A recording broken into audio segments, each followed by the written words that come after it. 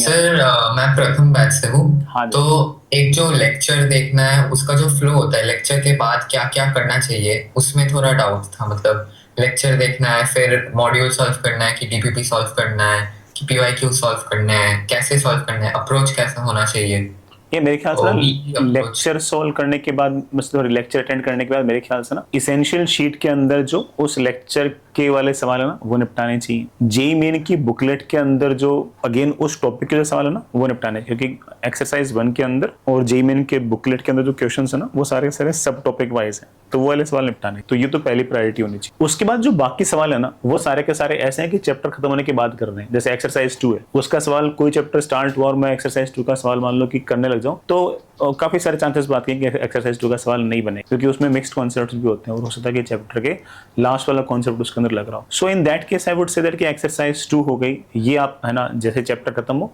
उसके बाद ही हाथ लगाना। एडवांस की बुकलेट खत्म हो गई, उसको चैप्टर खत्म होने के बाद ही हाथ लगा। अब बचा क्या, ओके बचा बड़ा डीयूपी। तो बड़ा डीयूपी के लिए मैं जो शिवांश को बोला था मैं वही तेरे को बोलूंगा कि डीयूपी के अंदर तो फिक्स कर ले कि वीक 1 में 1 एंड 2, वीक 2 में 3 एंड 4, वीक 3 में 5 एंड 6, वीक 4 में 7 8, ऐसे करते करते बड़ा डीपीएस करता है। तो डीपी का तो बड़ा बिल्कुल सिंपल एल्गोरिदम हो गया, उसको कुछ सोचना ही नहीं है ना। शीट के अंदर एक्सरसाइज 1 और जेमेन की जो बुकलेट है वो बड़ा चैप्टर के साथ साथ कर ले, और बाकी जो सब कुछ है ना वो एक चैप्टर लेट चल ले। जैसे मान ले कि फिजिक्स में तू चैप्टर नंबर 6 पढ़ रहा है, तो एक्सरसाइज 2 किसकी कर रहा है, चैप्टर नंबर 5 की। ठीक, बस इतना सा बड़ा आराम से आपका काम बन जाएगा ना।